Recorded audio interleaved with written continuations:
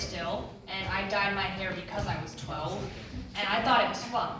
It is fun. Stoneman Douglas shooting happened that same year. I never quite understood why Columbine's called a massacre when you look it up, but every massacre after that is called shooting. And it's like we gave up, I think I have too. That year I was sitting in band class as a nerd, and we're third floor, right next to the stairwell. It's a regular day. You practice for the concert, chatter until you got yelled at, you got your name written on the board. And then a funny thought crossed my mind. Where would I hide if someone came in and shot at us? The cubbies in the back can fit me, and I can hide in the tuba cases before suffocation. But if I went out the window, would I survive the inevitable fall? Most of my classes for all 3 years of middle school, third floor. You went on with your day, more news of shooting after shooting, pouring out like blood, an open wound, the stitches keep breaking. In 6th grade, we had a threat called in, we got shoved into a corner, and I watched my classmates cry confused. And one day in 8th grade, people whispered about a hit list. The words went around the school faster than bullets would have hit us. There was so much confusion, all we could do was joke, guess we'll die. By 4th block, my teacher got an email and explained that some kid had made a joking hit list. The first thing I tell my mother when I get into the car is, don't worry, there wasn't a shooter. Freshman year, I was online, but my friends told me about the bomb threat. Sophomore year, my friend carries a knife and I carry pepper spray. Last day before winter break, choir gets to go into the auditorium and watch Home Alone 2, Lost in New York, starring Macaulay Culkin and Joe Pesci, which is a fantastic movie. But I got a text from my friends, did you hear about the threat? And suddenly, this auditorium is a wide open battlefield. What if the kid behind you has a gun? Who's opening the door? Who's that? I had friends in choir who hid up in the light booth eating snacks, and my mom picked me up early that day. Turns out someone had put a threat online. Half of my classes were on the upper floors of the building. Pick your poison, bullet or window, which is going to kill you faster.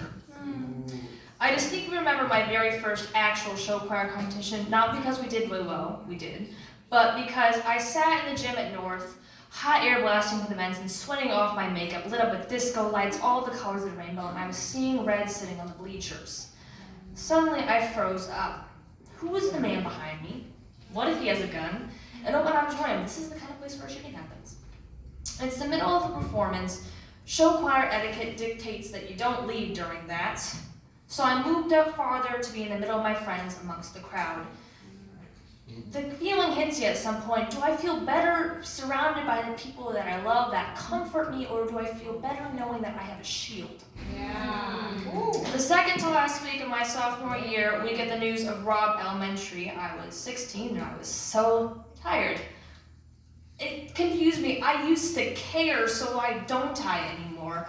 I forget how and why I saw it. I'm not really sure that it matters anymore.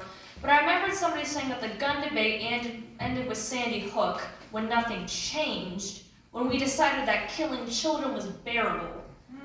I start researching colleges out of the country.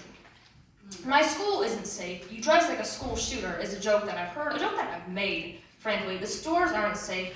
Who's the man at the end of the aisle? Libraries, city streets, parking lots, my neighborhood. What if he has a gun? What if there's a shooting?